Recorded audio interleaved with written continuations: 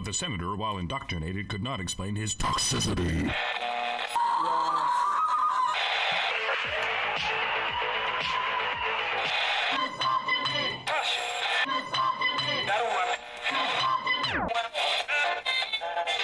You should not listen to men's rights advocates if you want to know what they have to say.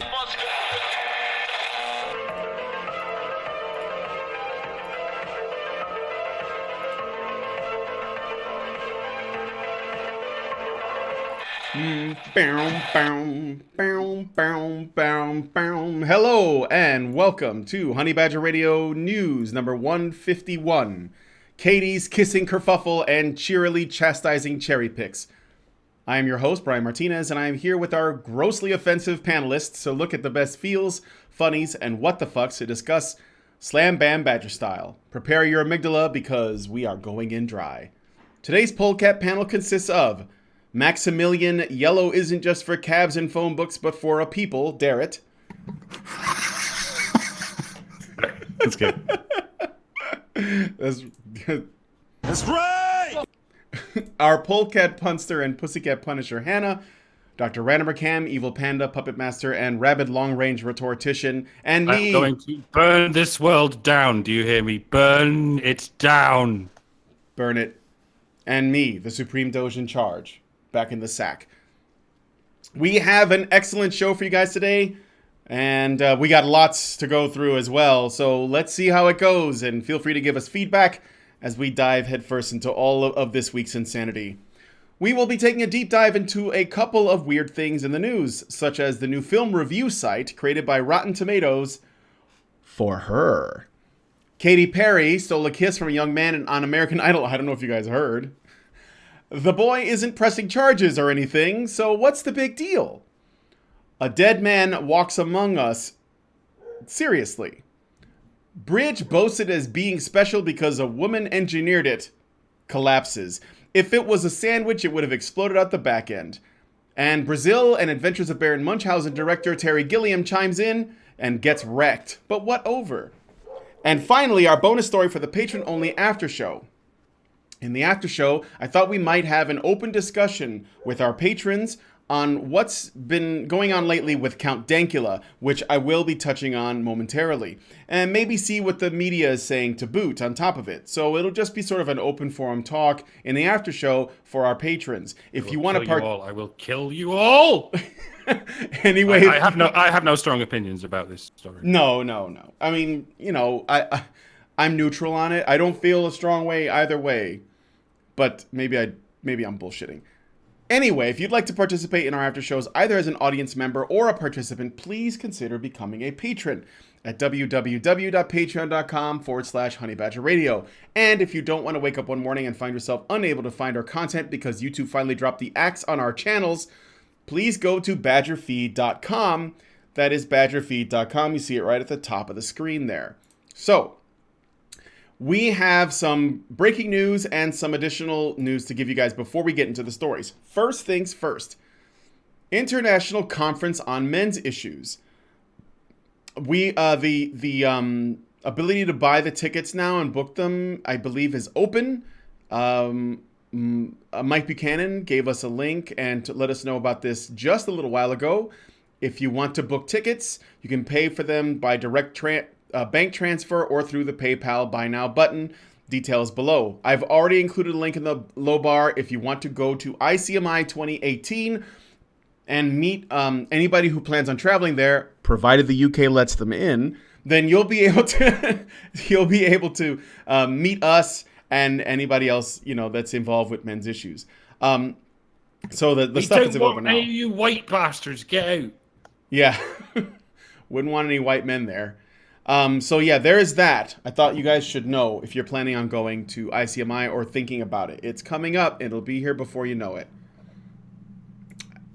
Did somebody want to say something about that? I was just going to say quickly, every time you say that, just, the possibility that you guys could be kicked out of the UK, it just makes my heart sink. It's disturbing. I don't normally get that feeling at all, but just the thought that could actually be a possibility. Well, with what just happened with Count Dankula and obviously before with Lauren and Brittany and Martin, it's terrifying. Yeah, I'm not going to count it out. I'm not going to count it out. It would be back in the days before live streams, but if you all get ejected from the country, we can just live stream your face straight in as though you're here, and then you can say all the things you would have said, and plus we'd have got the publicity of being not allowed in the country, unless it's become just an everyday mundane story by then that people are just not allowed into Britain to speak because the SPLC told us. Bad publicity is still publicity, I guess, and the Streisand effect is a definite thing. So let's look on the bright side with that, I guess. Streisand effect in full effect, yo. In the world of social media, like Google and YouTube, bad publicity equals we're not going to give you any publicity because we think you're bad. So we're entering an age in which bad publicity is indeed bad because it could get you shadow banned. Mm-hmm. Come on, I was just riding a positive high there, Mike. But wait a minute, though. Twitter, fuck everything positive. Fuck Twitter everything said positive. that shadow. This is it. Everything has changed today. Everything. Yeah. Twitter said that there's no such thing as shadow banning anyway, so chill out, guys. Relax. They said so. I heard it. All right, so other piece of news. Justin Trottier, who was basically trying to get a family shelter built in, I believe it was Alberta.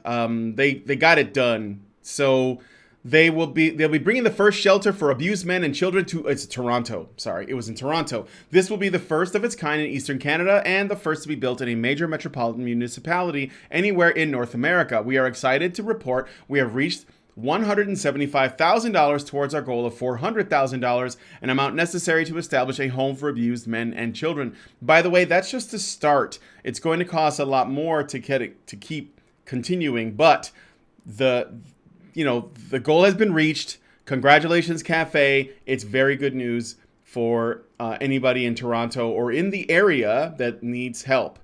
The Canadian Centre for Men and Families has got your back, at least in Toronto. So let's hope that this trend continues and we get more of these things set up. All right. One other thing before we get into the main story. Now we're going to talk about Count Dankula briefly. So, Count Dankula, in case you don't know, is facing jail after he was convicted of a hate crime for uploading a video of him teaching his girlfriend's dog to give a Nazi Sieg Heil salute and respond excitedly to the phrase "gas the Jews."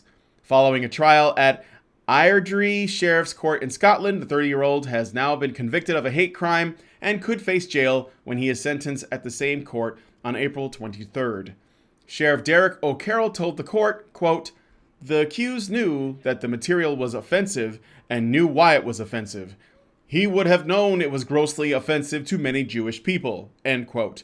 Now that we've set legal precedent in Scotland with regards to Hitler and Nazi parody, I wonder, just out of curiosity, if Warner Brothers, Disney, Epic Rap Battles of History, Sarah Silverman, and Monty Python will also have to serve some jail time for their portrayals. And Prince Harry. Maybe we should also come after the Charlie Chaplin estate for previous crimes against humanity, specifically grossly offensive crimes, because that's the important bit.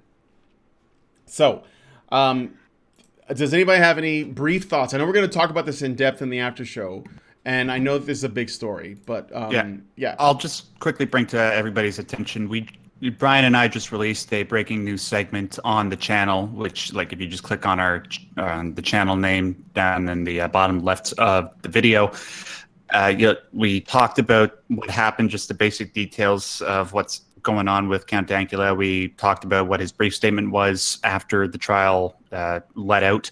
I believe, if I'm not mistaken, the trial verdict is going to be we know what the trial verdict is, but what his punishment is going to be will be revealed in the third week of April, I think.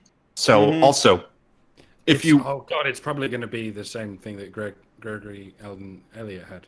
I mean, well, what's worse, like in a year of jail time or 3 years of not being allowed on the internet? For someone like Dankula, who at this point, I think his income is probably mostly from that. And what are they going to do between now and when he's sentenced? I mean, they're already talking about maybe we should give him a tag, one of those things you put around his ankle.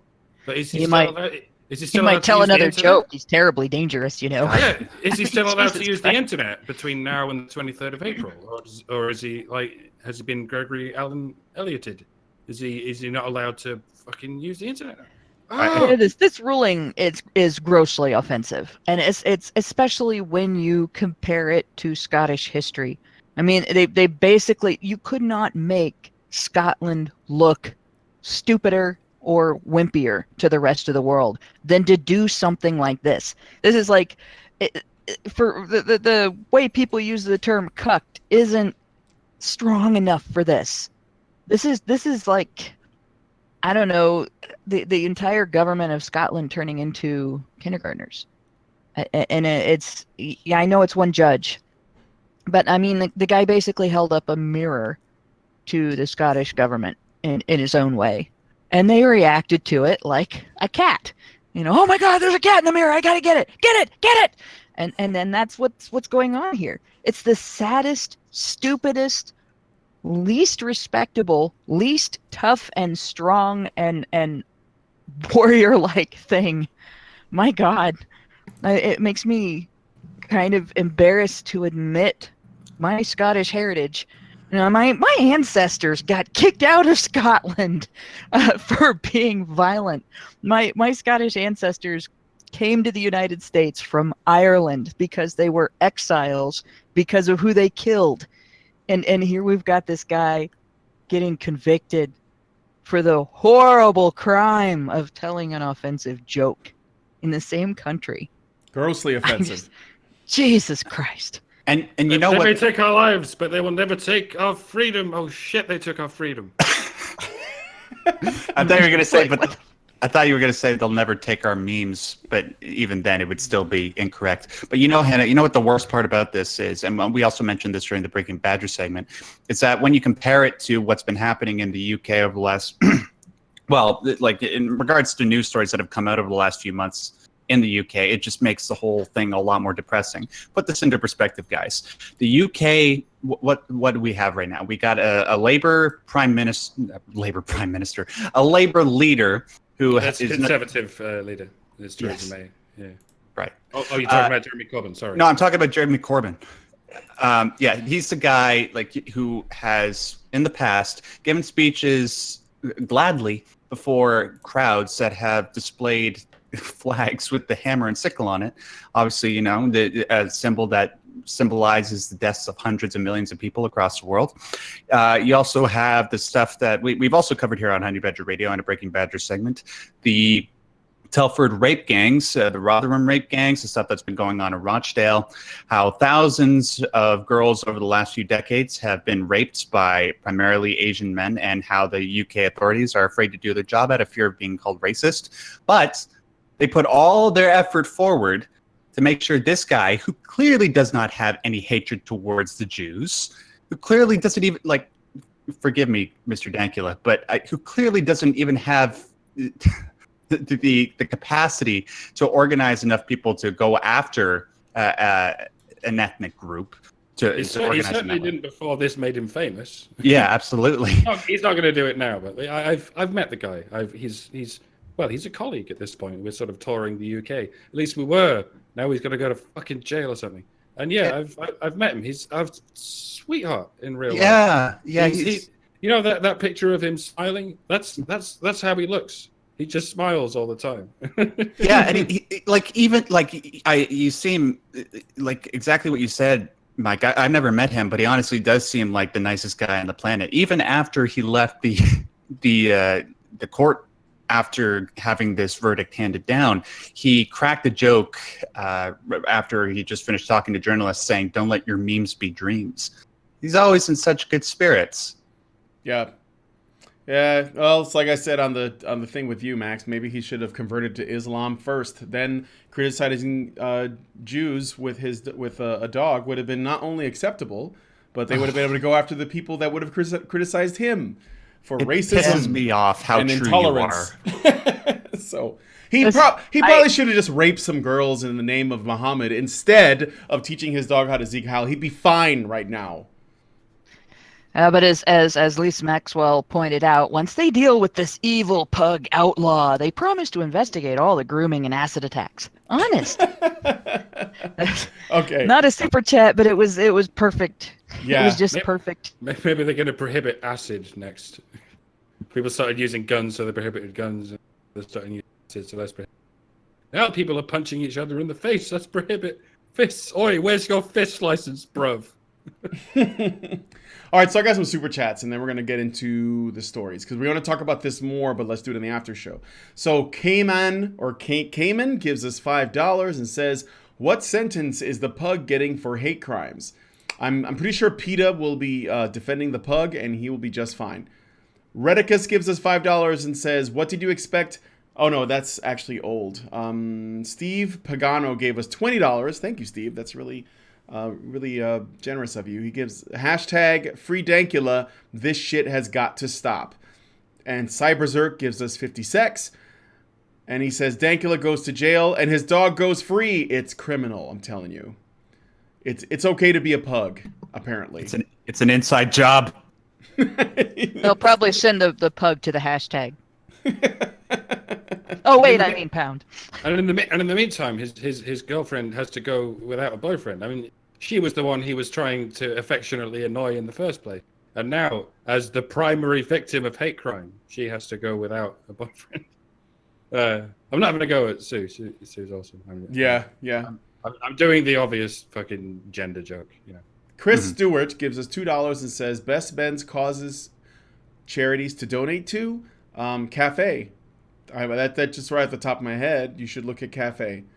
Also, just look at what other people are recommending. There are lots of charities for, like, there was a woman I met in Australia. I guess it depends on what part of the world you want to prioritize, but I would start with Cafe. But there was a woman that I interviewed at the ICMI last year that is working on an initiative to essentially keep families together in Australia. I'll try to get the name of it and put it in the low bar, but if that's something of concern, you can do that as well.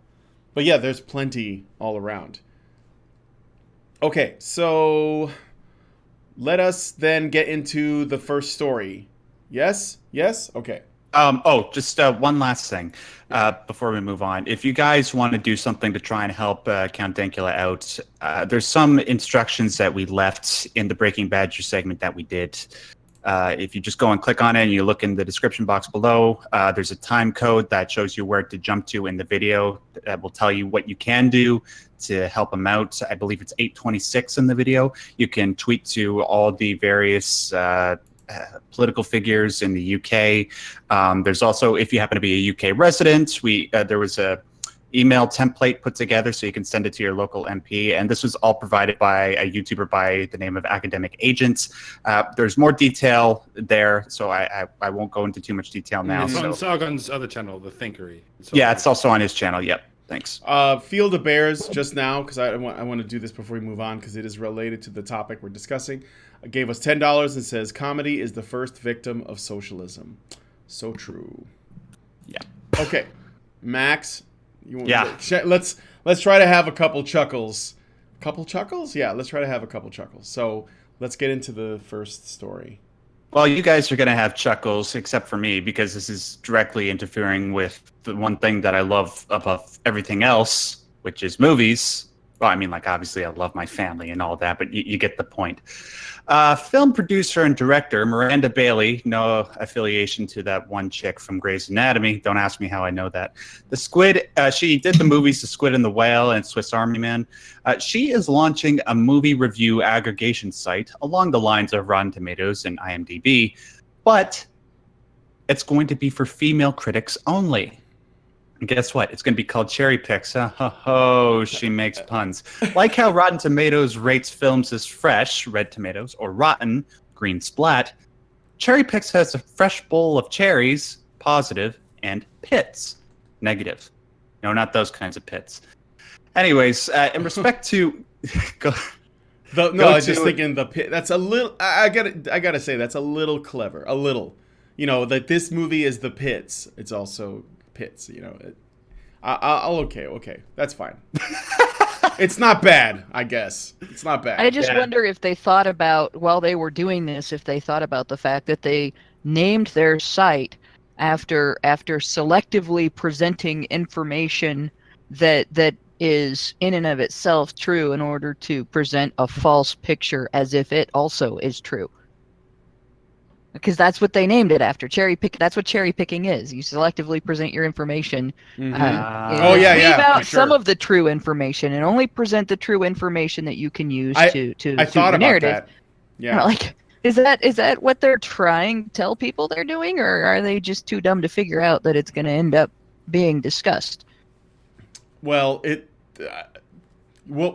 the fact that it's an aggregate for female critics only, because the way that we'll get into the article more, or at least the reasoning behind this website existing, but I there are parallels to what you're saying. Yes, there are parallels. Yeah. So All right. Go ahead, Max. And let me know when you want me to like activate the next slide. It's Yeah, that's what I was just about to tell you to do. Oh, okay. Obey my Bam! authority. All right. So this is the article from The Hollywood Reporter. Allow me to provide you some quotes from this woman that you see right now. Give me number 2. We are creating a platform where women can go to and see what other critics that are their gender think about art and media. It's not that you couldn't do that already on Rotten Tomatoes. It's not like it discriminates against women on that website. It's not like you couldn't just go and look for female critics, but no, you have to have one entirely dedicated to women. All right, next quote. There's no way to change the kinds of movies we make if the people telling people which movies to see all think one way. Yes, because all men think the same. You fucking idiot. Okay, number 4. Wait a minute. One thing. I've never gone to see a movie because a critic told me to go see a movie. Ever. Never, ever have I ever gone to see a movie because a critic was like, you got to go see this movie. And I've had lots of reasons to go see movies, because they're based on books I've read, because I like the characters in them, because the trailer makes the movie look really cool, because my friends are going and they want to see it. Never because a critic said, this movie, everybody should see this movie. Not once. It's before Max continues, because we can comment on the individual quotes. It's actually interesting timing that they would do this, considering I think Rotten Tomatoes credibility as a review site is probably the lowest it's been in a long fucking time, with some of the movies that they've reviewed in the past, or at least that have like been coming up 100%, 99%, 98% by critics, and like 50%, and less by audiences. Very telling that would actually, then they would say, oh, well, let's also do this again, but with just women, and that'll be extra credible, I guess.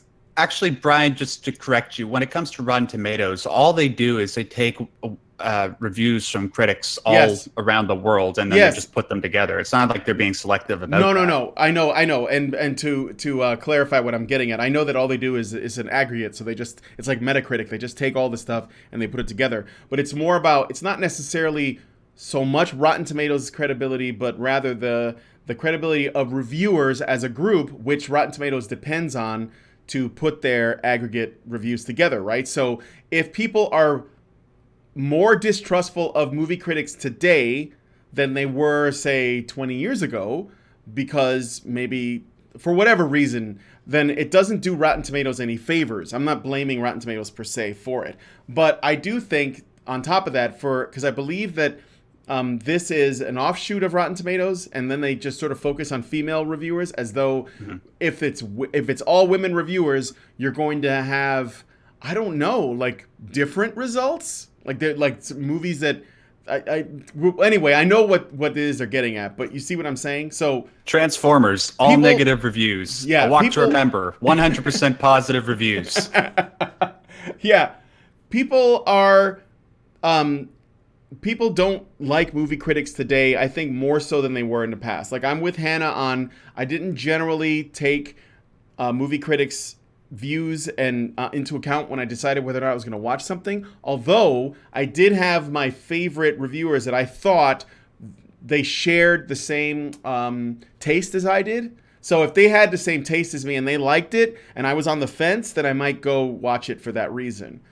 But if we didn't, then I didn't really care what they had to say. So it just comes down to that. Like some people like Chris Stuckman or I forget the other guy. These guys that do movie reviews on YouTube. Jeremy Johns. Yeah, Jeremy Johns, right. So if they like if they feel like they have the same taste as that person, then they'll go see it based on that guy's review. That's usually how it works. But I think that there's also, what I've noticed anyway, is a creeping kind of political correctness that's influenced reviews to give movies more favorable or less favorable reviews than they should. Like you saw what how Dunkirk was treated, for example, or how Black Panther was treated. Those are just like two sort of opposite examples where Wait. Dunkirk how was Dunkirk treated? There were articles talking about how, because Dunkirk didn't have any people of color in it, or, it didn't have enough, it was all about white men and all that basically they would knock it a few points where it wasn't important. It's all so symbolic, isn't it? A movie about soldiers escaping from an invading ethno-state. An invading ethno-state of actual Nazis, by the way. A movie about people escaping from Nazis. And it's, come on. This isn't diverse enough.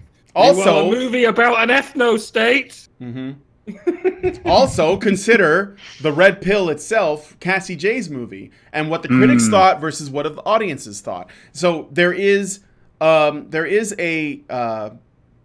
mentality in most critics that write where their ideology is influencing their opinions. Now, of course, I'm not saying they're entitled to their opinions, but the downside is that what they feel are the things that are important to a good film versus a mediocre film versus a bad film. Those priorities do not match the common man, the common person, and their opinions. So there's a disconnect that I think has only grown over the years, especially in recent years, because I don't think Dunkirk would have gotten any shit that it's gotten, like in the last, whenever they reviewed it, like a year ago or something, compared to maybe if Dunkirk was released, 20 years ago, around the same time as Schindler's List or something. It would have been, if there were issues, they would have been issues with the film on its merits as a film, not where are the black people in this movie? Where are the women in this movie?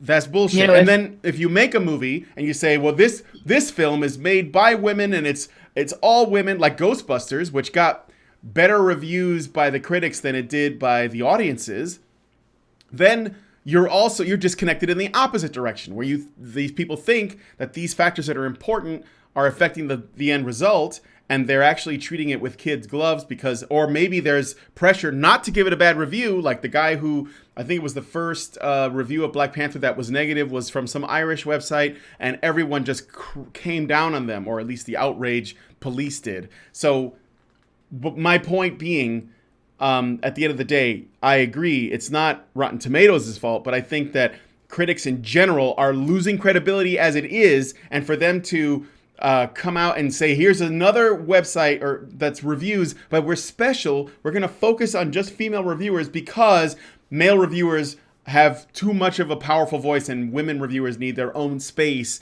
to make reviews, which is basically the crux of this argument. Yeah, it's endemic to that whole industry. Yeah. The bad thing is, if Schindler's List was made today, if Schindler's List came out in theaters today, there would be people bitching that there was not enough ethnic diversity in it. It would be targeted with complaints. Where are all the black people? That's where we are today, in terms of people paying attention to what is important in a particular movie. And I'm sorry, but in that particular story, it's not important. We're at a point today where we don't give a shit about history. We don't give a shit about reality. We don't give a shit about circumstances that we're trying to describe. We only are allowed to care whether we've got one of each. And when you've gotten to the point where your criticism is based on making historical accuracy and rational discourse take a back seat to tokenism, I've only got one thing to say about your criticism. It stinks. Mm-hmm. Yeah, never mind Schindler's List. If they made Inglourious Bastards today, they go, you can't do this. There's not enough black people in this story. Yeah. It's nothing but white people and Jews. this is going to trigger the Jews. Yeah, and this Nazi character is almost he's too well acted. That means Grossly offensive. you're promoting Nazis. Yeah, you're glorifying Nazis by burning them down in an alternate fictional universe. Stop giving them any semblance of humanity. Oh God, I'm gonna have that taken out of context. No. Nazis are monsters. Yeah. Fuck. We're literally renounce down them. down to don't mention the war. I mean, a lot of people have mentioned that scene in Fawlty Towers where Basil goes nuts and starts goose-stepping around the room doing an impression of Hitler and shit. And the whole the catchphrase from that scene was "Don't mention the war" because they were Germans. And while we've been saying, hey, maybe John Cleese should go to jail for making fun of Nazis, what we've literally got is don't mention the war. It's illegal to mention the war, whether you're taking the piss out of the Nazis or denying the Holocaust. Either way, you could go to fucking jail for hate speech. Just don't mention the war. And I think there's some phrase about people not learning from history and then repeating it, but I don't. There's just this thing. Doesn't matter. Shut up. Yeah, don't Stop. Don't bother me with details, Mike. Okay, Max, we'll go back to the to what All you were right. saying. Numero cuatro. Oh, another one? Yeah. Boop. Okay. Okay, I believe it. Yeah, it's not showing up here, but anyways, so there was another quote that said the female-only critic site will also look to warn audiences about entertainment content that objectifies women or contains on-screen violence against women. Well, I guess it just puts Ellen Ripley and Sarah Connor out the window. What? Why? Why? Like, why are we treating women like this? Why? Like, okay, because here's the thing. I think Cherry Picks is it would seem to me that it's not just an aggregate review site for women reviewers, but I think it's directed at women moviegoers so that they can be told what to expect in a film, and they're getting reviewed. The films are being reviewed by their sisters so they know whether or not they would want to watch it, because female movie critics know what female moviegoers want to see, apparently. Why are we warning audience against about entertainment content that objectifies women? How do you... they're not going to watch anything because these people think everything objectifies women. They won't be able to go to the movies. There won't be anything to watch. I don't... Okay. I don't know. I don't know about other women, but like I could use this site as a guide. Anything that they say is too offensive to go watch is probably going to be a movie I'll enjoy. Yeah. Yeah. It's retarded. Sorry. Yeah, I think what they mean by objectifying women at this point is just having women in a movie Yeah. more attractive than the people reviewing it. So pretty much this all woman- women in movies. This woman's hotter than me. She's being objectified. Yeah. No, that's you objectifying women because they're hotter than you. As soon as a woman's hotter than you, you don't see them as a person anymore. You see them as an object. And that's your problem, not mine, you dopey cunt. It's dopey cunt. The only Yeah, thing, you know- the only thing women will be able to watch from this website will be Misery and fucking Thelma and Louise. Those will be that's the only ones. And Misery would be watching a movie with these women. And they'd have to remake both of those movies with an all-black cast. Yes. Yeah, you know what's going to happen? I just thought about this. You know that story that Christina Hoff Sommers told about how she went to some women's conference, and when she was there, like everybody was sort of dividing themselves into groups based on their oppression. I just know that the moment this thing goes live, what you're going to have is a whole bunch of women trying to decide whether or not a movie has any worth, depending on its intersectionality. mm-hmm. Well, that's going to be really important. This is it's got fail written all over it. It's got fail written all over it. Mm-hmm. I think regular women are probably not going to like this shit, and they're going to just go to Rotten Tomatoes. But anyway, Go on, Max. Say goodbye. Say goodbye to Leia. Say goodbye to Uhura. Say goodbye to that. What's her name? The chick from Firefly. Anyways, where are we now? Say goodbye to Wonder Woman. That was like nearly a year ago, so that... Yeah, remember how you guys were all crazy about how amazing that movie was and how outraged you were that it didn't win any Oscars because Still the haven't Academy's- seen it.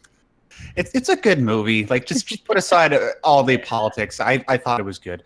Okay, next one. This Yep. is what? Oh, I said, yep, I'm ready. That's all. Okay, so there was another article from a website called Quartz, and they provided the following pieces of data to support the notion of creating a female-centric review site. Now, I'm not saying that I think it supports the notion, but the website was thinking that this is supporting evidence. Mark Harris is a pundit for Vulture, and he posted this tweet of reviews, I believe, from IMDb of A Wrinkle in Time. And this is what he had to say about the data that you see on screen right now. Quote, it was also a male critic who... Wait. Oh, no, I'm sorry. I gotta... What does that quote say, Brian? The quote, oh, no, I got it. Mark Harris's quote says, "So, I just looked at the IMDb user ratings for A Wrinkle in Time.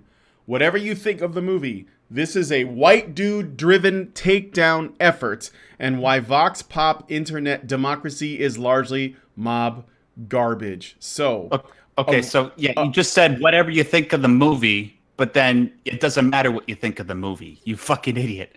yeah, because it was trash, and most of the people who gave it bad reviews were white men, then white men got together and plotted to take down this movie, A Wrinkle in Time, that nobody wanted to see and nobody asked for and is probably totally garbage. But no, that can't be the reason. Well, God forbid they should deal with the fact that people who read the book might not like having everything about all of the characters and part of the storyline changed for the movie. That does seem to cheese people off regularly. I mean, there are some fans of some books are used to it. Like Stephen King fans are used to that. That happens with all of his shit. But with something like A Wrinkle in Time, with the fantasy stories, people get very upset about that. Fantasy fans are a very different breed of fan. Fantasy sci-fi fans. And when you make a movie that is that degree of inaccurate to the book, it really is something that the fans are going to be like, no, fuck you, we don't want that. And they're not going to deal with that. They're not going to admit that. So they got to make it about something else. Mm-hmm. Yeah, this is something I never understood about book readers, because every time you turn a book into a movie, you have to remove details because you can't cram it all into a single movie. And I'm always the guy there going, "Fuck you, book readers! Not everything translates. Not everything can be like it was in your head." But well, and there are some things like you'll notice that you never see Tom Bombadil in any of the Lord of the Rings movies, not the animation, not anything. Because yeah, he was great for the time period in which the story was written, but it would be very difficult to translate him into modern production of anything and have it not just look ridiculous. And maybe now, but for the last like 30 years of productions, or 40 years of productions, I think some of it came out of the 70s, that was just not going to happen. Okay. But at the same time, if they fundamentally changed who Frodo was, that would not have gone over well. If they fundamentally changed who Gandalf was, and what Gandalf was like, and what Gandalf looked like, and what Gandalf's role in the movie was, that would not go over well. Idris Elba is Frodo. It would be a totally different story.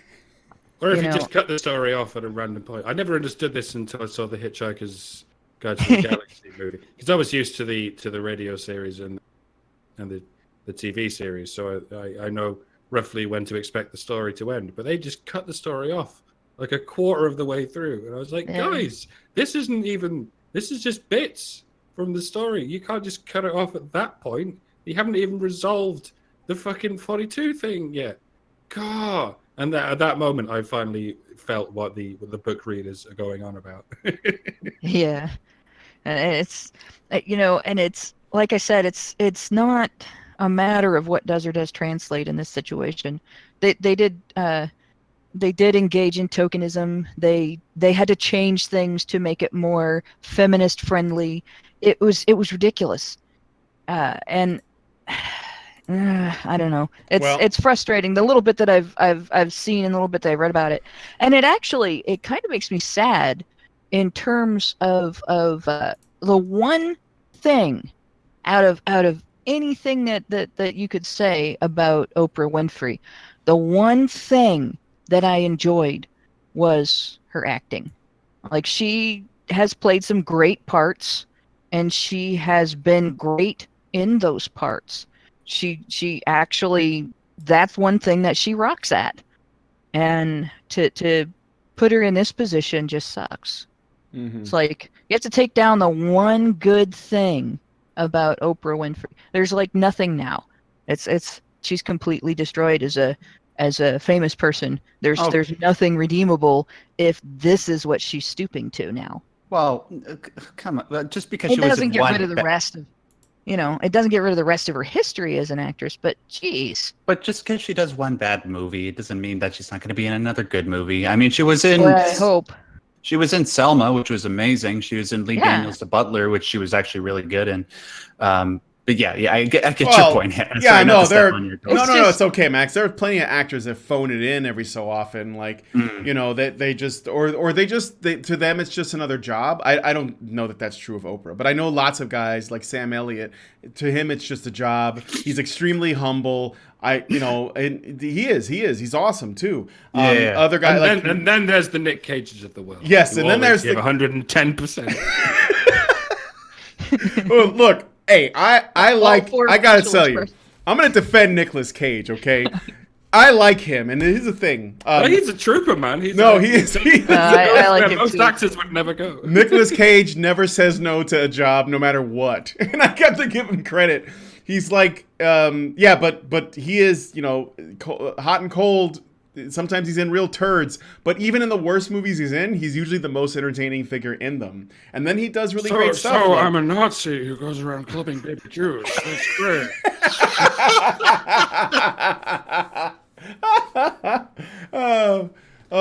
Okay. So, and I'm sorry, Max, were you gonna continue? I was just gonna say if I want to hear your Nick Cage impression now. I if can't I were do to it. let you suck my tongue, I can eat a peach for hours. would you be grateful? Max is really good at Nick Cage. We have some talented people on Honey Badger Radio, guys. But Rat King guys, says, one look, that Rat King says Ghost Rider was a shit. I agree. I like both of them. They're bad, but they were fun. Nicolas Cage makes everything fun. I want him in a Planet of the Apes movie. That's what I want to see. I want him to be in that franchise. Just all right. But anyway, Okay, we're ready to go on now. yeah, I'm ready. Do you want me to click Okay. the next thing? Yes, please. I never really liked A Wrinkle in Time. In fact, I think it's fucking boring. Face Off is the greatest movie of all time. If you haven't seen it, guys, just watch I'm it. Castor Troy. Pays off. Oh shit. Oh God. Okay. So, what do we have up here now? Okay. Yeah. So this is another quote from the Quartz article trying to support the notion that the notion of a female-only critic site. They pointed out how it was also a male critic who ended Lady Bird's perfect run on Rotten Tomatoes because he had mixed feelings about the movie and didn't think it deserved to rank among the greatest films of all time on that site.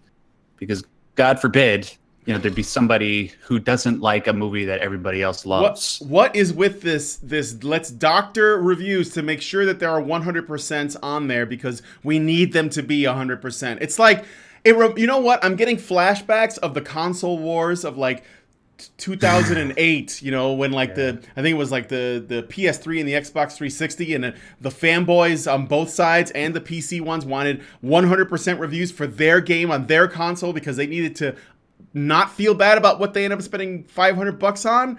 It reminds me of that, but the saddest part is and this is what I was getting at before, we already have a climate in which people do not trust the reviewers because they have a bias that comes out in their films, and political correctness is actually altering their ultimate reviews. Like I looked at A Wrinkle in Time just now. It's got 40% on Rotten Tomatoes. There is a lot of it's a turd, okay? And even then, even though it came out rotten, when they like put together, they usually summarize, like the general opinion. They still say it's a great movie and beautiful. It's just ambitious to a fault. Like it's so good that it kind of overdid it, and that's why people don't like it, And it's like this weird, very pandery fucking thing. Like if that was any other movie, they would say, yeah, this movie's crap, and here's why. But they can't. This environment does not allow people to just be honest about why something is not. It's not of any merit, or at least not exceptional merit, right? So you take something that already has problems within itself to essentially get the trust of the people, and then because there are a group of a protected class, women in this case, within that group that you think need extra special attention, and you give them their own website because they're having trouble on the main website that people already don't trust, you're actually making women out to be the worst reviewers that need an extra special treatment in order to be even seen by people. And then on top of that, they think that if you essentially, movies like Lady Bird would get 100% if it was only women reviewing it. And because those mean men got together and downvoted a movie that was probably flawed in some way, it's sad.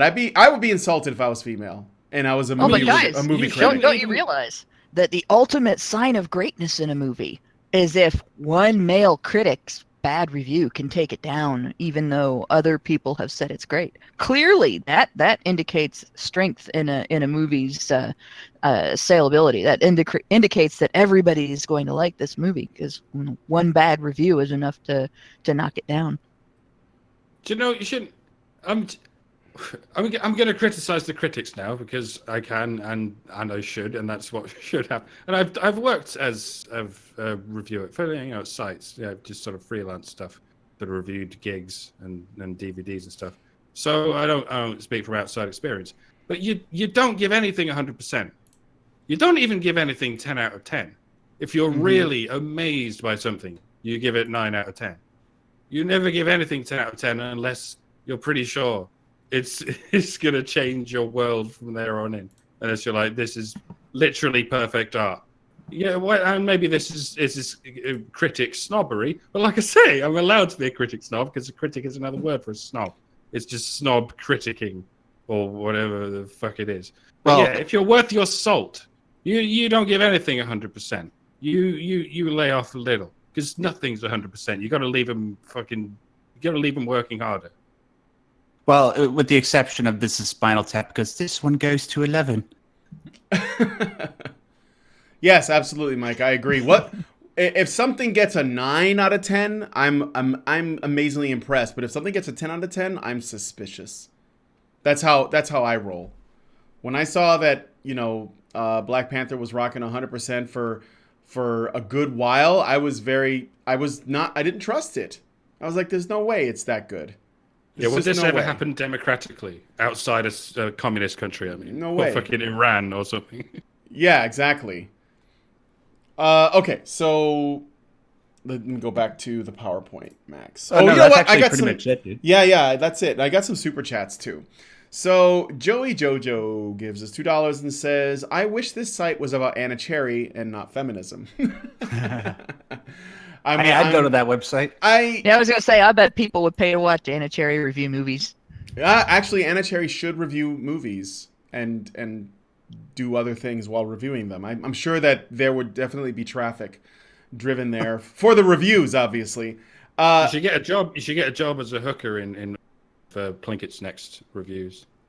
You can take over from there. Like, you only employed me as a hooker, Plinkett, but I'm going to take over from here. Could actually be its own genre on Pornhub or something. So, okay, French honey badger. Sorry. Yeah, no, you could have a genre, like a channel that's just like, a person who does regular, like, mainstream film reviews mixed with cam show stuff. I don't know. I'm sure that I'm just saying I'm always like thinking about how can we take two things that people like, put them together and make it extra great. You just They gotta could call fucking- it. They could call it the naked truth. Yeah. Oh wait, we used to do movie reviews, didn't we? In fact, this is why this is number 150 something. Yeah. Like the first, like episodes 1, 2, and 3, and all that were mostly TV and movie. It was the Nerdcast, wasn't it? It was Yes, the we this did. was We the used to talk Nerdcast about- once. Yeah. Pop, We're pop actually culture. we're gonna be The bringing first, it back. the first 100 of these, ladies and gentlemen, were basically media reviews. It wasn't Yeah. just yelling at news.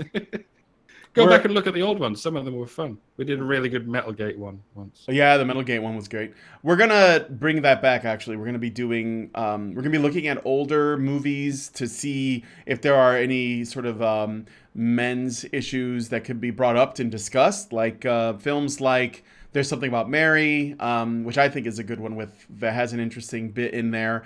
Kubo and the Two Wonderful Life. Strings. It's a Wonderful Life. Sure, that could be something. There was. Well, I have a few other ones. I don't want to like give too much away, but we've been looking at some. Eternal Sunshine of the Spotless Mind. So Ooh. yeah, Scott Pilgrim versus the Yeah, World. that's a good one. So yeah, we got a few that we're gonna be looking at and maybe making some videos on pretty soon. All right, so French Honey Badger gives us $2 and says, "I want to take his face off." Oh, I take his face. I just see Nick Cage's face and I laugh. I am The Castor Troy. slightest evocation of him just makes me joyous. I am Castor Troy. All right, so all right, moving on. All right, so next story. This is the Katy Perry business. So we're going to get into that. But first, I forget, we're going to take a little station break. I need to use the facilities. You guys mind? We're going to take a 2-minute break, and then we're going to come back with the Katy Perry story. So I'm going to mute my microphone, and we'll see you guys in 2 minutes. Okay, guys? Word.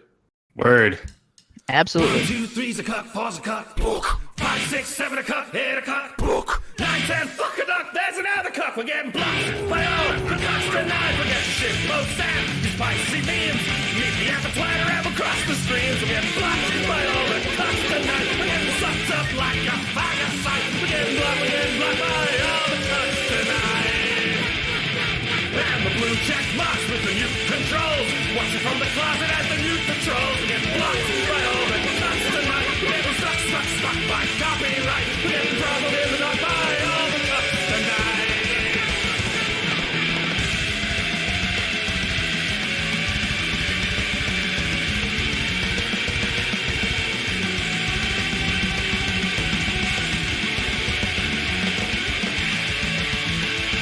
When two becomes three, it's you and me. Then the truck of peace comes between the sheets. We're getting cut by all the blocks tonight. With a box cutter and a pocket knife. We're getting fucked, we're getting chucked around and occupied. Well, some say ruffle, some say lull, but a nigger is a thinking man's waifu doll. We're getting blocked and at the speed of light. We're getting rocks tossed off a satellite by all the boss and all the soccer counts that we invite.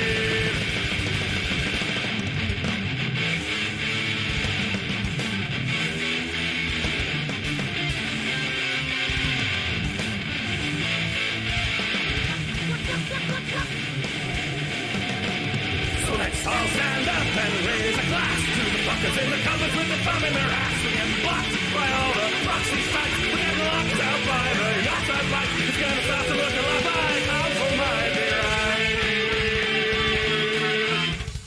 Ba-da-da-da.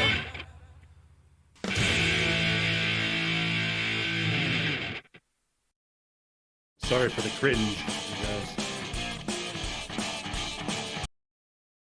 guys. You back, Brian? Ah, I'm back. this is a problem with 2-minute songs from the fucking 50s 12-bar blues era. They're over before.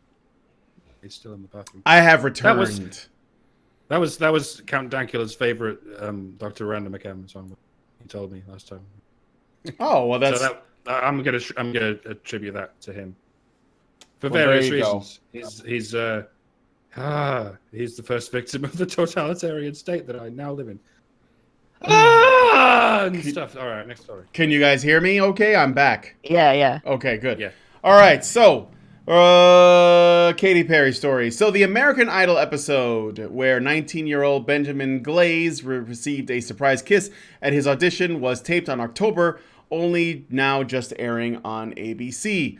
Glaze, in response to being asked if he'd ever kissed a girl, said, quote, "I have never been in a relationship and I can't kiss a girl without being in a relationship." So I'm going to go ahead and play the clip of the incident for those of you guys who didn't see it.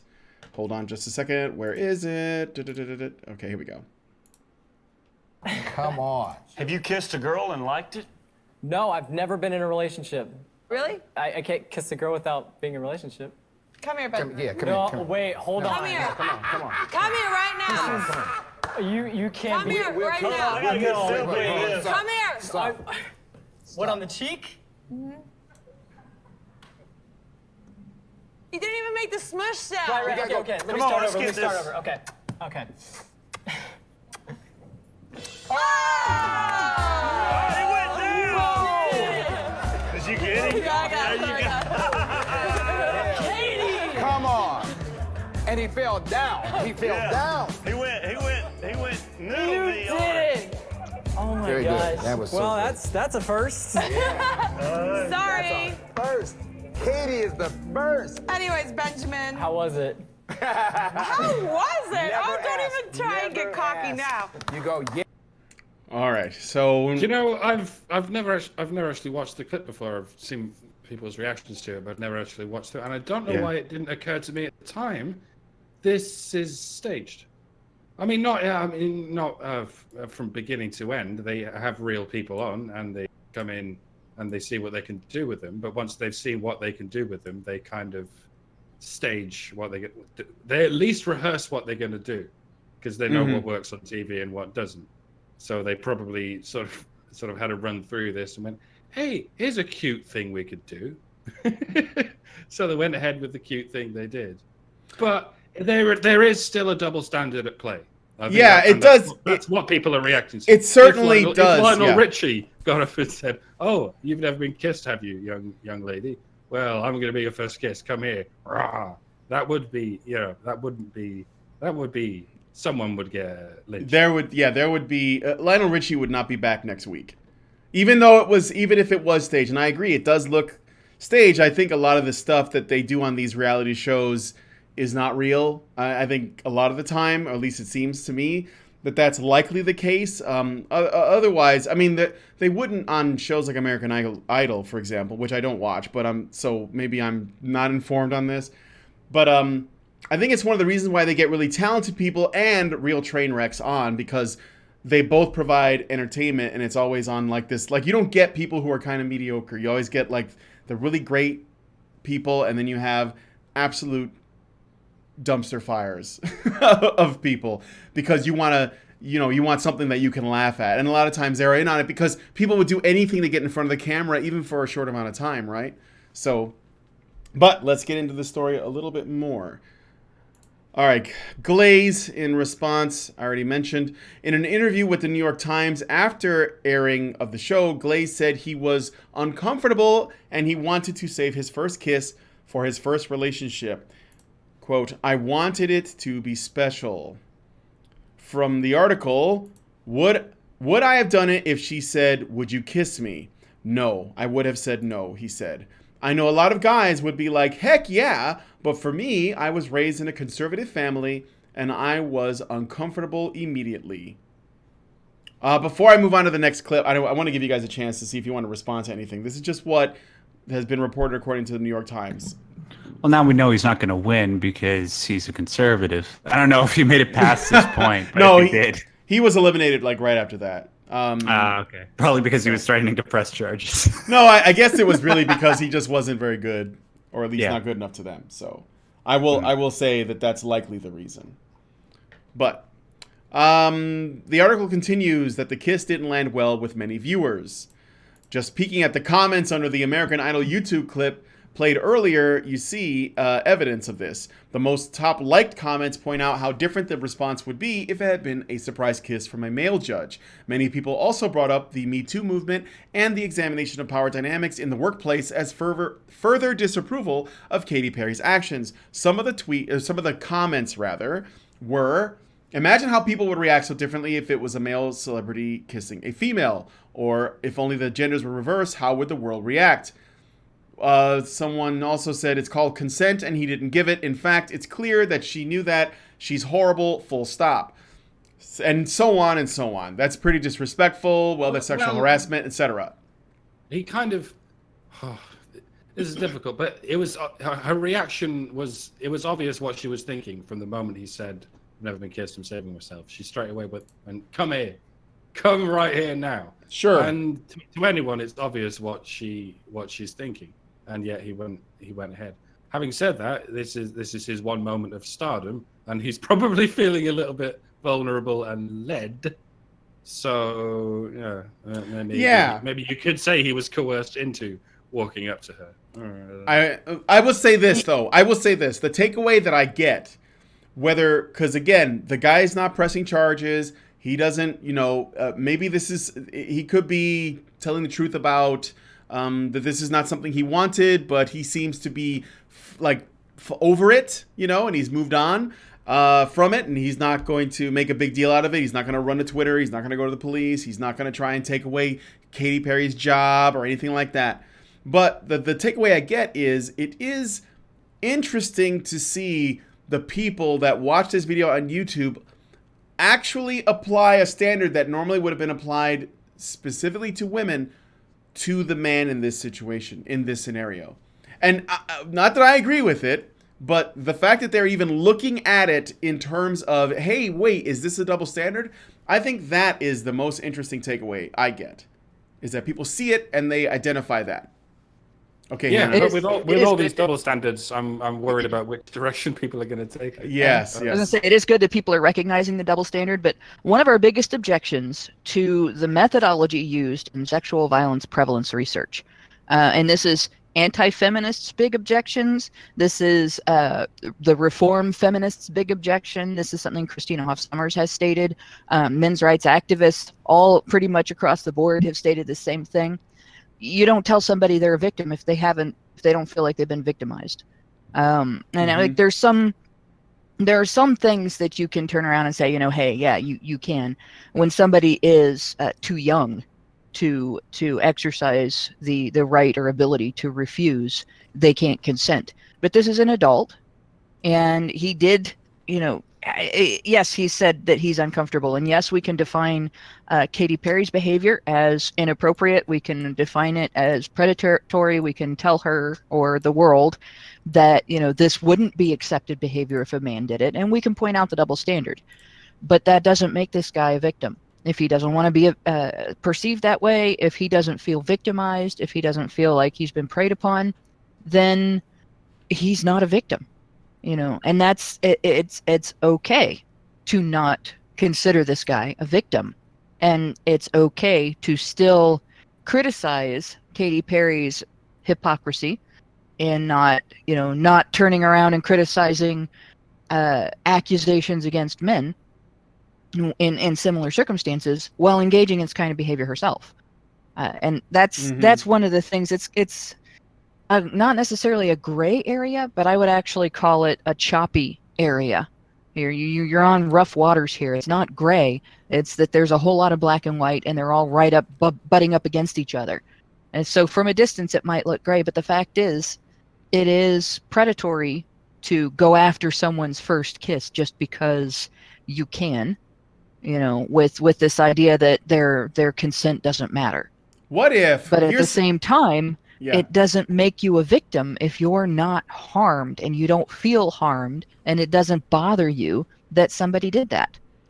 What if, just something I thought about, what if instead of shyfully kissing her on the cheek and then getting tricked into, kissing her on the lips, by Katy Perry. What if he, like, even though he had no experience or whatever, he really wanted to, like, lay one on her, and he basically, like, dipped her and just went in, just tickled her tonsils, just went in there and kissed her, like, you know what I'm saying? Like, hardcore, like fucking, Clark Gable or some shit. Like, would he be in trouble? Like, what would happen? Yeah, the headline would be "Conservative White Boy Sexually Assaults Katy Yeah. Perry." Yeah. And you never know. It would have been Katy Perry corrupts conservative white boy. Achievement. It could go either way there. It was occurring to me, Katy Perry got me thinking of Russell Brand. I think, if trying to swap the genders, I think Russell Brand's the one guy who might be able to get away with it. Next time you got a live audience, Russell, see if you can give some young girl her first kiss. Like, do your comedy thing, like do your charm thing, like get her to warm to you, and then be a 16-year-old girl's first kiss. I want to see. You're a boundary pusher, Russell. You're a you're a truth speaker. So Yeah. why don't you try that one day? Next time you got a job at the BBC, if they ever give you one again, try that shit out. There you go. That's probably a better comparison than Lionel Richie anyway. I mean, I know he's there and he's on the show and everything, but he's not anything like Katy Perry. And he probably wouldn't have sat there and gone, "Come here, come up here," probably go something more along the lines of, "Hello, is it me you're looking for?" But yeah, no, somebody more flamboyant like that would probably be more likely to do something like that. And the Me Too movement would be all up in arms immediately. Guaranteed. Like how attractive does a man have to be before it's okay for him to do what Katy Perry did? I don't think there's such a man, is there? Harrison Ford back in the 80s. Oh, Could have. really? Yeah. But back in the literally 80s doesn't exist anymore. Yeah, back in the 80s But is back the in the important 80s, part. things were different. For the Clark Gable back in the 50s, or Yeah. fucking King Ramesses back in whenever that was. Yeah, but we all know Clark Gable didn't give a damn. Greg Go ahead, Peck, Max. mid-40s. Yeah. What was I about to say? Oh yeah, I think Steven Tyler actually did do something like this when he was a judge on American Idol, and because I remember, like, I don't watch American Idol, but I remember seeing clips one day of like a whole bunch of women flirting with Steven Tyler, like one of them saying he has a sexy mouth. I could have sworn something happened where like somebody asked him for a kiss or something, but I might have to. But we if can she look into asked that. him But for I mean, a kiss, that's a different story. If He she didn't ask asked- Katy Perry for a kiss. oh, true, right, Yeah. of course. Anyone If- who But thinks- besides which, but I'm sorry, but the rules don't apply to Steven Tyler. I mean, the man is more than old enough to be retired, breaks his neck, and then gets right back to going up on stage and performing. So yeah, obviously, if the rules of physics and the rules of biology don't apply to him, these rules can't either. And for anyone who's ever found Liv Tyler attractive, look at her lips. How? They came from Steven. Just imagine if you were kissing those lips. Well- You're kissing Steven's lips. oh, well, I was gonna say on Liv I Tyler, just killed 1,000 boners more. on Liv Tyler, it looks like a woman with but on Steven Tyler, it looks like he's part catfish. I don't know how that worked out that way. Well, to us, as He's sort of Steven Tyler's a as- merman, I swear, but just like from the neck up. to us as men, we look at Liv Tyler and go, "Wow, she's conventionally attractive." It's weird that she came from such a goblin as Steven Tyler. And meanwhile, the women are looking at Steven Tyler, going, "Oh, it's not that bad. I would." yeah. No, they're not looking at him. They're listening to him. There's a difference. Yeah, it's no he's one's like looking Mick at Jagger. Slash's face. They're looking at his fingers. Yeah, That's right. He's like Mick Jagger in that way. Okay, so super chats. Joey Jojo gives us Redicus gives us $5 and says enable vagina shield. And thanks for getting to my super chat. I sent 5 minutes after the Tucker video ended. That was the one I read earlier. For some reason, it was in here today, even though it was from a stream I did yesterday. So thank you, Redicus. And Joey Jojo gives us $10. Thanks, Joey Jojo. And he says, "Kid, acts just like me when I was his age. At 19, I was saving myself too. But when you are 30 and have never known the touch or kiss of a woman, something like this would make my year. I am jelly, to be honest. No, I mean, I hear you, but to be quite frank, I would not have kissed Katy Perry because she was with Russell Brand. I don't know where she's been, and I don't know where he's been. But not only that, well, I'm serious. But not only that, I was the same way when I was in high school. I was saving myself for someone, and you know, in many ways, I ended up giving up on that and just like fucking the next girl. Like I quit and I was like, you know what, fuck this saving shit.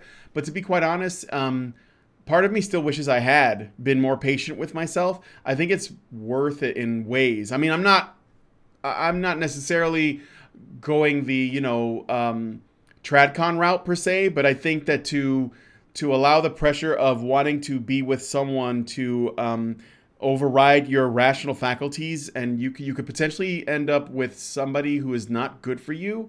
And I think that that's the benefit of quote unquote saving yourself. I guess it's more about having standards, and like the longer you go alone, the lower your standards start to become.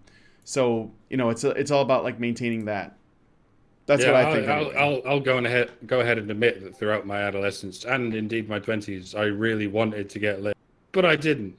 And yet, I look back on it now and go, yeah, I'm glad things happened like they happened. Mm-hmm. No regrets. I mean, at the time, I thought, yeah, I'm going to look back on my life and think, shit, I never got laid anything like as much as I wanted to. But no, I'm looking back on it now and going, thank fuck I didn't get laid anything like as much as I wanted to, because I'd probably be in prison by now. Not because I raped, but because, yeah, if a man has sex with a woman, he increases his chances of being accused of Being things. falsely accused. Yeah. Especially once he gets famous for doing controversial things. Especially if he lives in Nottingham or near it. The number of guys I know personally that have been falsely accused of one thing or another, and the number of them I've been to court with, you're right.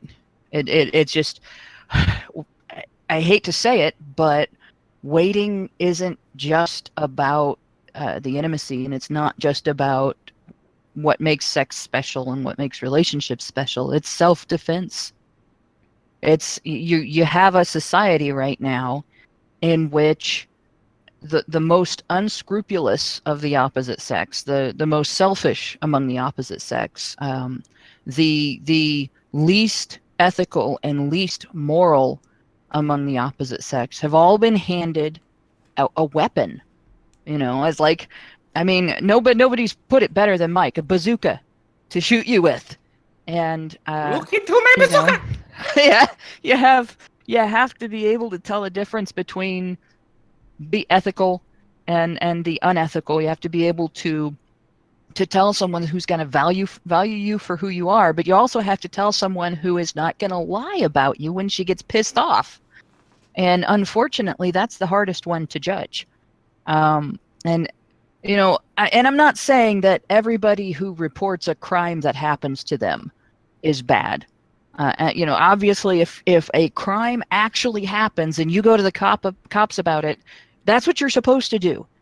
It's when a woman accuses a guy that she's been dating of stalking her because he lives in the same neighborhood she does, and after the breakup, he doesn't move away.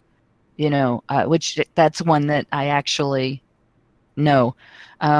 Just crazy things like that. My family is close to a guy who has been accused of stalking a woman because he lives at the end of a cul-de-sac and he has to go past her house to get to his house. So he's accused of going past her house twice a day, every day, you know, on his way to and from work, and has been ordered to find a different way to get to his house besides, you know, going through the public thoroughfare that he's supposed to use to get to the end of the cul-de-sac that he lives on. This is what you guys are dealing with in terms of what can a woman do to me? And that's the United States, but I mean, it's that way every place that has been influenced by the creation of the Violence Against Women Act. So no, I'm not saying that, you know, guys should never get together with a woman. But I am saying it's not a bad thing if you wait, even if it is involuntary. It's Yeah. actually smart. It's actually self-defense. It gives you time to pick and choose. Are you responding to Joey Jojo's super chat that he just put through? Because he did. Okay, so because he just put through a super chat for $2 that says, "So you guys are saying that being incel is a good thing?" It's not necessarily bad, and something else. One of the things that can actually make you very, very attractive to women is if they know you're not interested Yep. at all. I was just gonna say that about Katy You're hard Perry. to get. You play, The fact that that play guy hard to said, get, yeah, the fact that that guy said, "I'm saving myself." Now, yes, let's assume that it's not staged just for a moment, because it likely is, probably, but it's hard to say. Maybe it isn't, or maybe it was something that a factoid about this performer that they decided to turn into an event, but it was a fact about the performer nonetheless. So maybe sort of a blend of being staged and not staged. But that being aside, the fact that he said, "I'm saving myself for somebody special," Katy Perry read that as "not you." And she wanted to know, why not me? Even if she had no interest in that guy. Why not me? Why wouldn't you want to kiss me? I'm Katy Perry. There are plenty of people who want to. And that's why she presumed that he had to want to kiss her. And she said, "Get over here," right? So if you actually sell women, if you don't give them the kind of attention they're accustomed to, and you basically act as though, and I mean, like, I'm not saying pretend and like go against your personality, but rather have the opinion that women have to earn your respect and admiration as opposed to being given value by default, because that is something that they're not accustomed to. And when they don't get that, when they don't have you following them around like a lost puppy or trying to get their attention, they will become interested in trying to figure out why you're not being affected by them in the same way that other men around them are. And it actually does work. Being aloof and stuff like that it works, and it actually works better if it's real.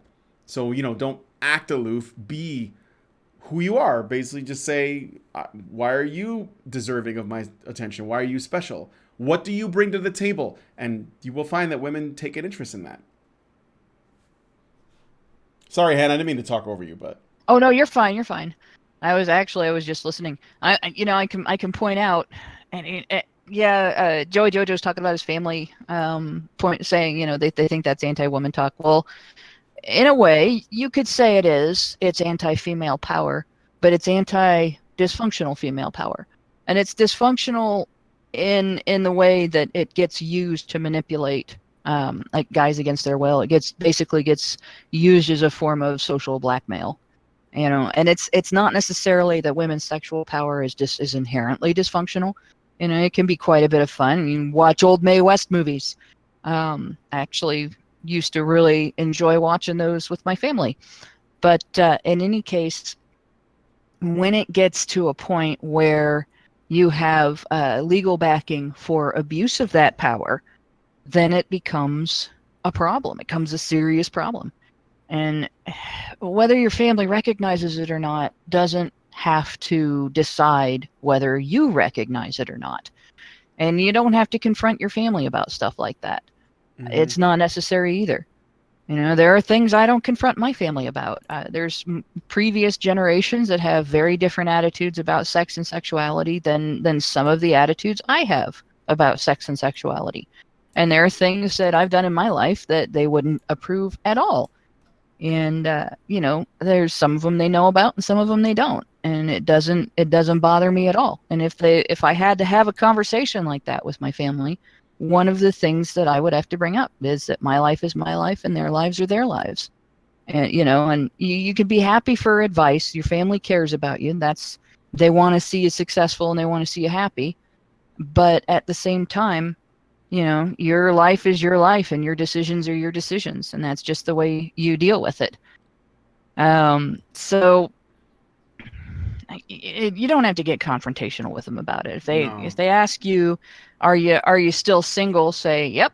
How are you doing? What's going on in your life? And just turn the conversation back to them. Yeah. Ask them about their jobs, ask them about their kids, ask them about their schooling, whatever they're up to, and listen. And it takes the pressure off of being quizzed over what you are or are not doing. And Yeah. it shows interest in your family members. You know how they say, someone will come into your life when you least expect it. When you're not actively looking is when it's more likely to happen. I know that sounds wooish, but I think that there is some truth in that. In that if you don't concern yourself with when am I going to meet the one, or when is this going to happen, or when am I going to like find a woman or a man, depending on what it is you're looking for.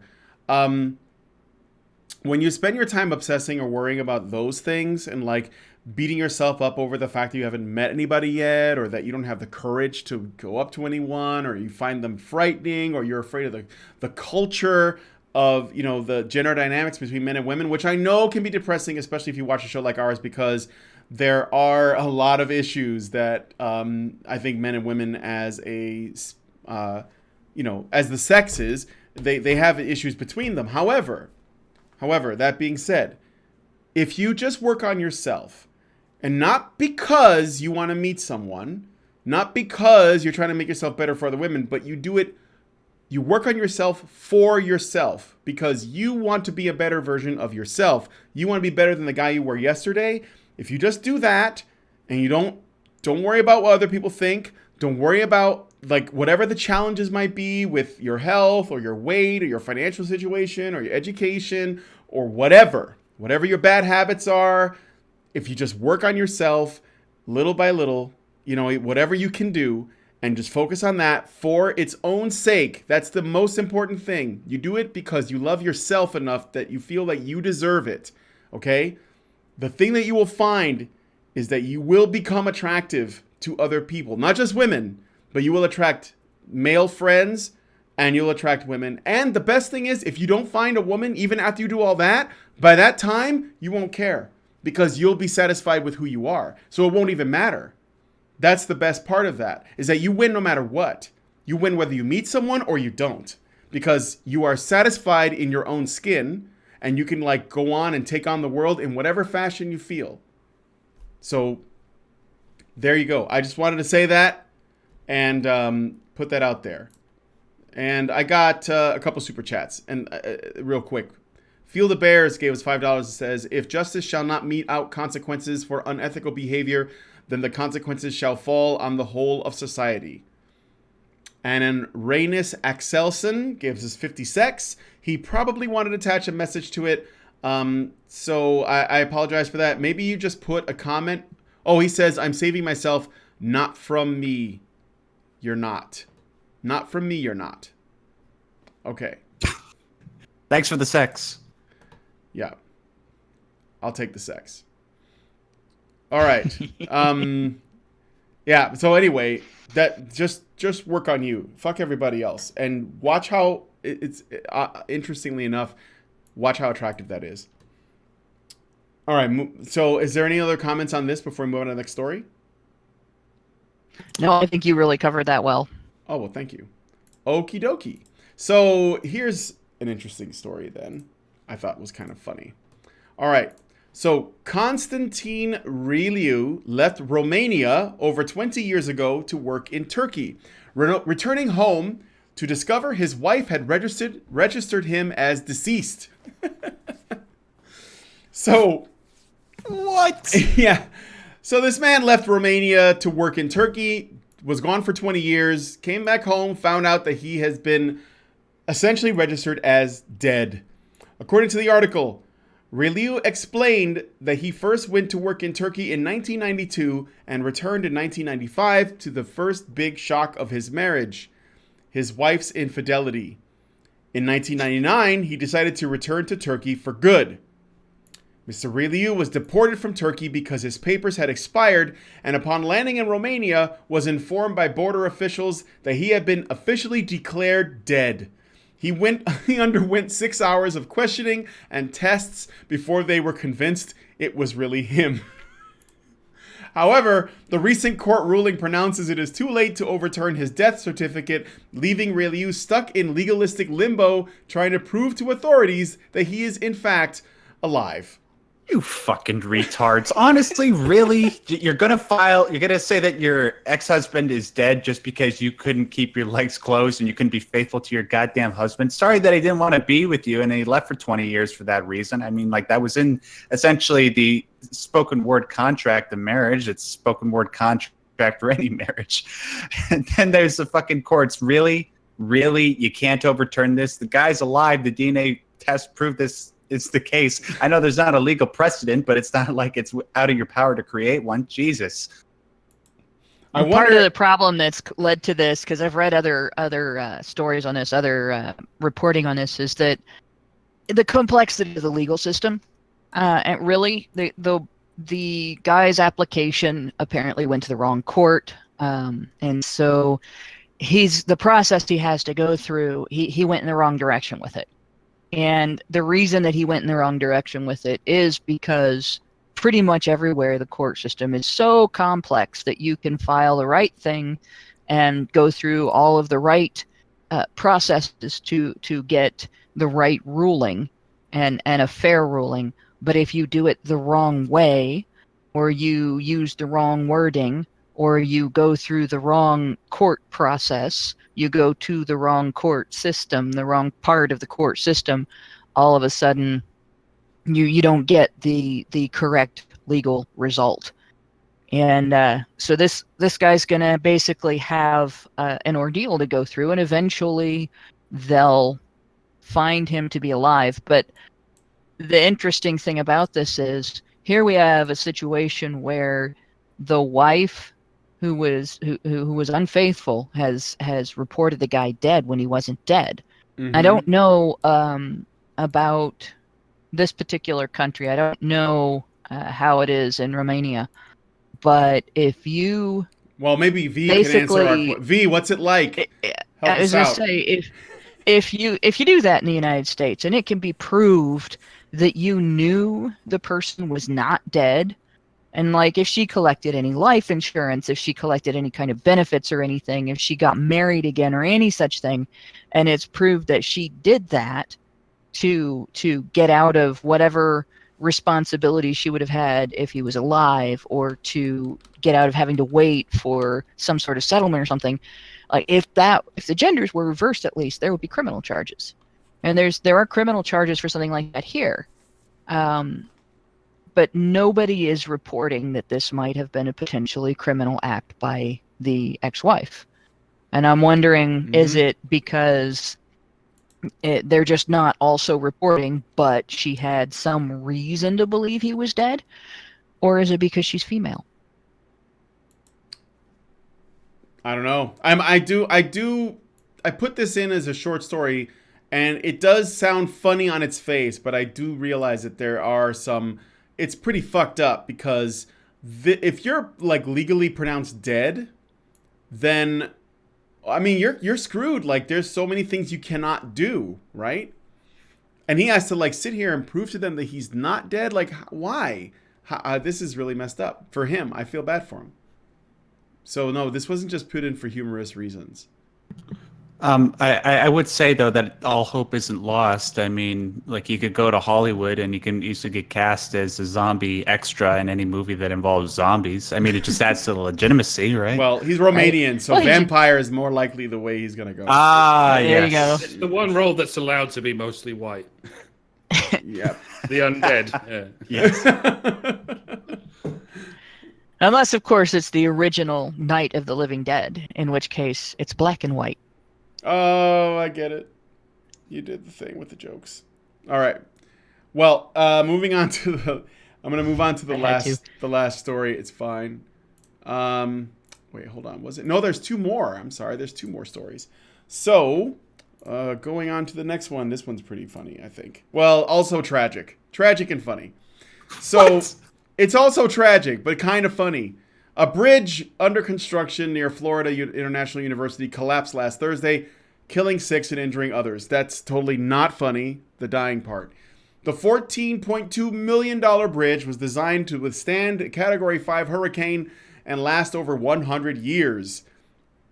It was the world's first bridge to be built entirely of self-cleaning concrete, a material designed to capture pollutants when exposed to sunlight. The bridge was constructed with what's known as accelerated bridge construction technology. Accelerated bridge construction allows a bridge to be built in a faster and more cost-efficient manner by constructing the bridge nearby out-of-the-way traffic and then moving it to its intended location once ready. Denny Pate, an engineer at Fig Bridge Engineers, left a voicemail with the Florida Department of Transportation advising cracks on the bridge 2 days before the collapse. In the voicemail, Pate states, quote, "Some cracking has been observed in the north end of the span." Pate then follows with, "Obviously, some repairs or whatever will have to be done, but from a safety perspective, we don't see that there's any issue." Pate's voicemail was not heard by the Department of Transportation until the day after collapse. Robert Asita, an investigator with the National Transportation Safety Board, stated, quote, "I would have to say that a crack in the bridge does not necessarily mean that it's unsafe." The National Transportation Safety Board has disclosed that construction crews were applying post-tensioning force to the diagonal beams at the north end of the bridge to strengthen them before it collapsed. Manila Construction Management released a statement saying that they will, quote, "conduct a full investigation to determine exactly what went wrong and will cooperate with investigators on scene in every way." Fig Bridge Engineer stated, "We will fully cooperate with every appropriate authority in reviewing what happened and why. In our 40-year history, nothing like this has ever happened before." Now, this was written by Mike J., who gave us this information. Thank you, Mike. But Stapler added an addendum to it. "You may have heard or seen rumors and memes about an all-female engineering crew that designed the bridge. But it looks like this is false." Still funny, Stapler is going to hell for this meme that she just put in the image section. But anyway, the reason it may have took off as a rumor to begin with is the unnecessary promotion of female graduates at the university. The university's website published a news article of the building of the bridge that also wove in a profile of a graduate, Leonor Flores, calling her a project executive and one of 63 FIU alumni who work for MCM. While the article has a video of the building of the bridge, it continues virtue signaling, saying Flores, quote, "was excited to share her work with her family, especially her daughter Michelle, who is interested in STEM in school. It's very important for me as a woman and an engineer to be able to promote that to my daughter because I think women have a different perspective. We're able to put in an artistic touch and we're able to build too."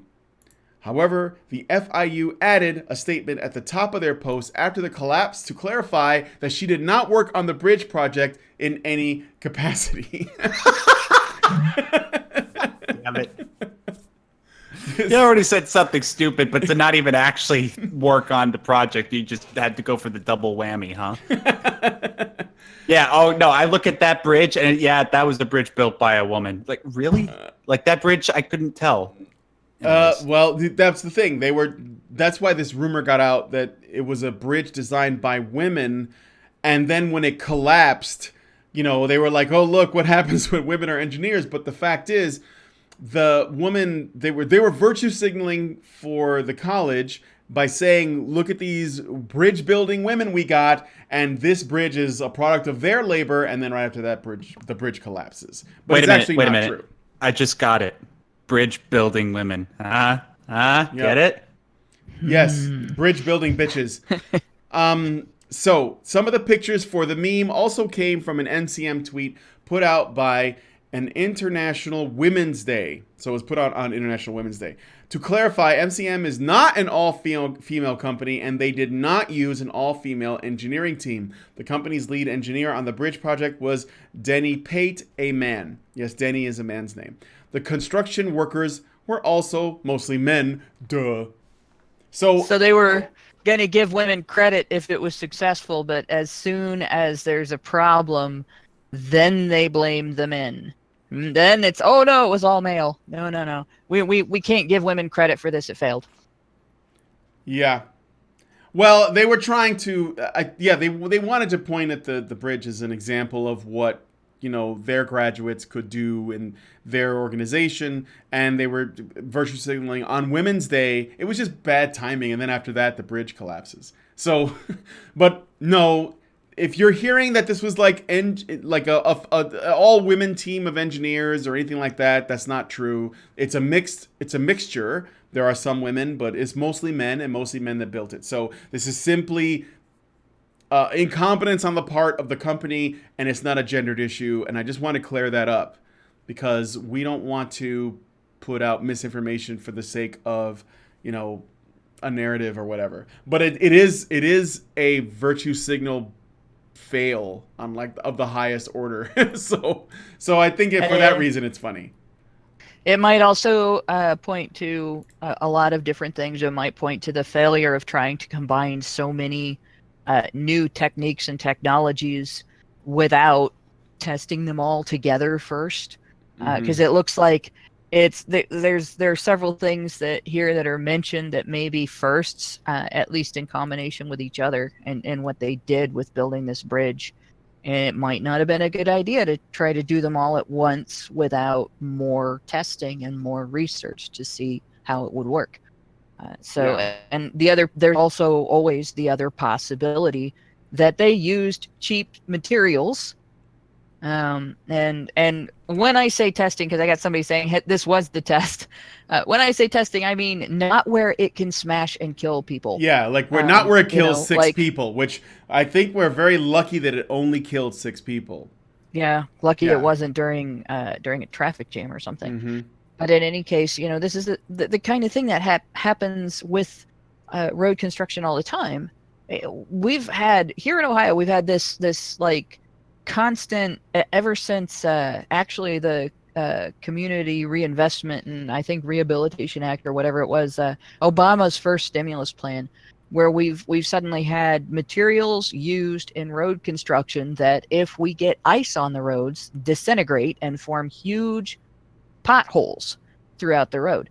So there's been a change in the materials used in road construction and bridge construction and everything, that it's going towards cheaper materials. It's not necessarily an environmentalist thing, and it has caused all kinds of problems. This is just the first time we've had national news of it happening with a bridge instead of potholes on the highway, cars swallowing potholes on the highway, like a couple months after the road gets laid down.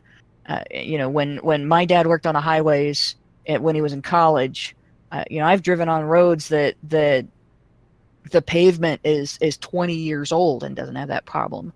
So I wouldn't necessarily say this is a gender thing either way. This is using cheap materials, not being careful, rushing production, and shit like that. That's a genderless problem. Yeah. But it is a virtue signaling fail of epic proportions. It is a virtue signaling fail. And just a little bit more on the remaining bit of this write-up. Another company involved with the construction of the bridge, Bolton, Perez, and Associates, have yet to comment. The National Transportation Safety Board are currently leading a federal inquiry into the bridge collapse, so we don't have the details on what it was. They were working with new materials like this supposedly self-cleaning concrete. Maybe it's not as strong. I don't know. And we have some super chats. Great Indoors gives us €2 and says, the bridge completely failed the Bechtel test. And that was perfect. French Honey Badger gives us $2 and says, that's government money at work, winky face. Thank you, and Capistan. So, yes, but French Honey Badger, there's no such thing as government money. Yeah, he knows. But I think what he means is how government spends the money. Well, let's not nitpick too much, because I want to get on to the next story. But just go ahead, Max. Go ahead. Joey Jojo just wanted to bring something to our attention that we actually forgot to mention. It was actually Fat Tony who made this bridge, and he made it out of breadsticks. And I also just wanted to add on top of that he also added paint and Gillette. It's all signed in this bill. That's from one episode of The Simpsons, anyways. All right. So now moving on to the last story. It's about Monty Python. So Terry Gilliam You might know him as a film director. He did a lot of the Monty Python films. I think all of Brazil, them, baby. probably. Yeah, Brazil. Did A he lot do- of stuff in that about Nazis, wasn't there? Sorry. Didn't he do the I for some reason I thought he was involved with 12 Monkeys in some way, but Yeah, he directed it, I think. It's one of his. yeah, I think that's one of his too. I like Yeah, it 12 is. Monkeys. And that one Brothers Grimm movie that I didn't really care for. But anyway, Terry Gilliam faced some Twitter backlash after he criticized some elements of the Me Too movement and defended Matt Damon against what happened to him when he expressed his feelings on #MeToo. Gilliam said that Harvey Weinstein was a monster. He created some controversy by saying that #MeToo has devolved into mob rule. Where would you get an idea like that? And so, he said, it's a world of victims. I think some people did very well out of meeting with Harvey and others didn't. The ones who did knew what they were doing. These are adults. We are talking about adults with a lot of ambition. Harvey opened the door for a few people. A night with Harvey. That's the price you pay. Some people paid the price. Other people suffered from it. Regarding Matt Damon, Gilliam said, I feel sorry for someone like Matt Damon who is a decent human being. He came out and said all men are not rapists, which is a crazy thing that you should not say, apparently. And he was beaten to death online. Come on, this is crazy. Addressing the wider elements of #MeToo, Gilliam said, it's crazy how simplified things are becoming. There is no intelligence anymore, and people seem to be frightened to say what they really think. Now I am told, even by my wife, to keep my head a bit low. It's like when mob rule takes over. The mob is out there, and they are carrying their torches, and they are going to burn down Frankenstein's castle. And guess how people responded. Can you guys guess how people responded to Terry Gilliam's completely reasonable comments? Oh, straight white male. Straight white male. Completely reasonably? Completely reasonably. Yes, I would say something like this.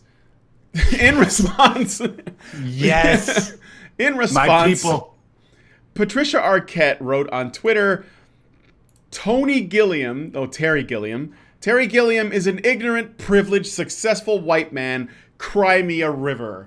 What did I say? What did I just say? Sarah Silverman tweeted, Terry Gilliam may want to turn those feelings of fear and uncertainty he's getting from #MeToo and #TimesUp and realize, quote, oh, this is how life has been for them until now, huh? Wow, damn. See, now it's empathy.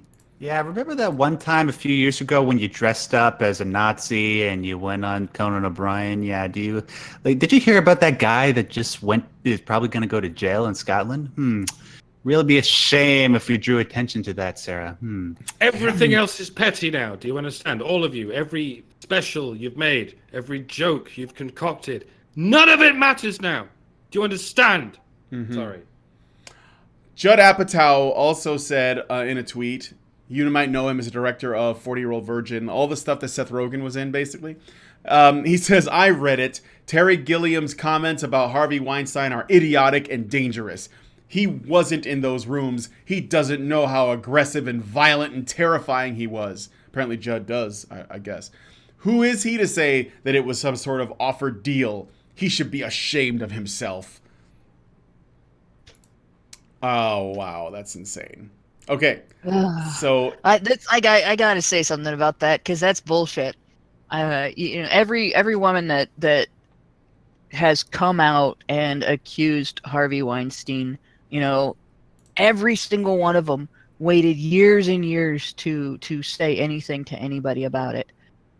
If something dangerous and violent and terrifying had happened in that situation, why did they go on and continue to work with the guy? Why didn't they avoid him like the plague? Why didn't they decide, you know what, this profession sucks. Maybe I'm going to go do something else. Maybe I'll be an engineer. Why did they continue to go back? Why did they go back to an abusive environment? It's not because being an actress is the only job out there. And it's not because working with Harvey Weinstein is the only way to get into the profession, because it's not true. That's not the only studio. That's not the only place in the world. It's not the only way to make movies. It's not the only way to be an entertainer. And I'm sorry, but I as much as I condemn the behavior, as much as I condemn the act of trying to force yourself on somebody or trying to coerce somebody or anything like that, I just can't turn it around to these women are all victims of their own choices. You're a victim when somebody holds you down. You're a victim when somebody attacks you. You're not a victim for the rest of your life. And you get up and you move on, and you decide what's going to happen next. And none of them went to the cops. None of them filed police reports. None of them did any of the things that it would take to stop this man. They let it happen to the next girl and the next and the next. And now they're playing victim. Well, as somebody who was somebody else's the next girl, fuck you. All of you. A quick note about Judd Apatow. He is while going in on Harvey Weinstein and attacking Terry Gilliam. I guess attacking meaning on Twitter, as far as that fucking goes. It's interesting in light of the fact that when the sexual allegations against Lena Dunham came out, he immediately came to her defense and said that Lena is the greatest person I ever met. She fights so hard for so many important causes. She really sticks her neck out. She cares about people. She started this amazing Lenny newsletter, which has created a platform for all sorts of different women to speak and be heard. So I guess sometimes you're worth defending and sometimes you're just a monster.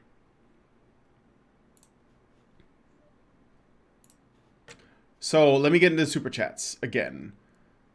I just got one. Let's see here. Redicus says, hope the villagers didn't use tiki torches. I actually thought about that myself. They only use tiki torches if they're going to burn down tiki. I almost used that image of people with tiki torches instead of the Simpsons one, but I thought, let me just go with this. I don't think we need to make the suggestion that on the nose. Zeranx gives us Kin will not replace us. Sorry. Yes.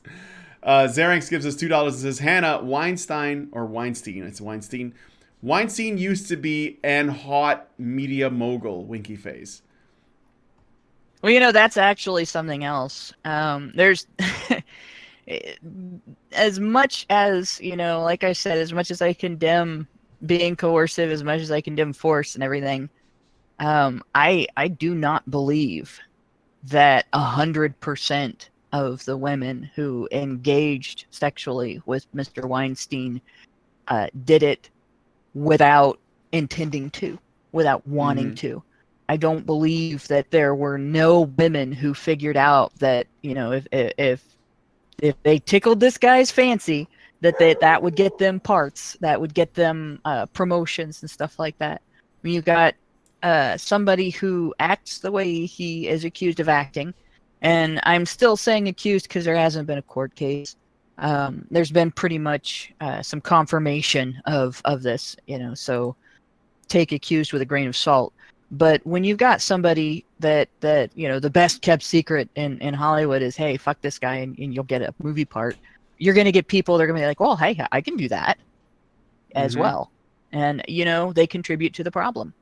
And frankly, it's not to condemn necessarily everybody that engages in sex, and not to condemn that everybody that makes their own decisions on stuff like this.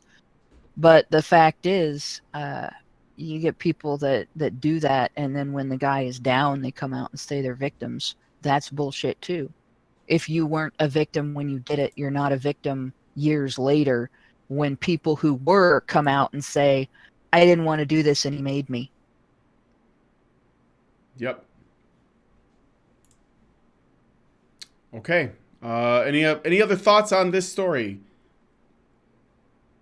No. Go watch Brazil. It's a fantastic movie. Yeah. Well, Brazil's good. I like that movie, and I like 12 Monkeys. That's a good one too.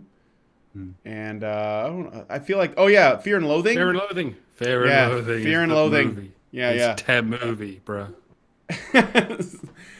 Basically, watch Gilliam's work. See what you think. And He like, doesn't. Holy he doesn't Grail always is one hit of his too. Yeah, he doesn't always hit it out of the park, but when he does, he really does. Yeah, definitely. All right, so I guess that's it. We got it in. You know what? Considering the number of stories we had and the fact that we took a break, we didn't do that bad. We're at 6:52, my dudes. So this is pretty good. All right, well, we're going to go ahead and go into the after show where we're basically going to really talk more about this Count Dankula business. Yes, Max? Before we go, can I just do the whole like thing? Yeah, go ahead. Okay. Yeah. Sorry. Here again. You know what I'm about to ask you? Please hit that like button. I see there's at least 200 of you watching on the Honey Badger radio stream. I don't know what the numbers are at the Badger live streams video, but if you're there, please make sure you hit that like button. As I said before, it really helps us out. The YouTube algorithm, whenever there's a huge surge in likes, it just tells it, hey, their content is worth watching. Maybe we should push it around to a whole bunch of more people. You guys have no idea how much it really helps us out. Because when you do that, like especially with the Breaking Badger segments that we do, it gets up to numbers that we didn't even expect. So not even in our most conservative estimates. So please hit that like button. I'm seeing a lot of you guys doing it right now. Please just keep it up. Yep, it's going up. Thanks so much. Nice. On the Badger live streams channel is 56 people watching. And so yeah, put it all together, and then I don't know if there's a like button on Twitch, but I know there are people on Twitch too. I see you guys. So be sure to do whatever it is people do on Twitch when they like something, whatever that is. I guess it's probably just a like button. There probably is one there. And with that said, we're gonna go into the after show. We're gonna basically discuss this whole Count Dankula business, look and see what other people are saying. That should be a lot of fun. I especially have been following Vernaculus, who is somebody, one of my favorite people on the internet.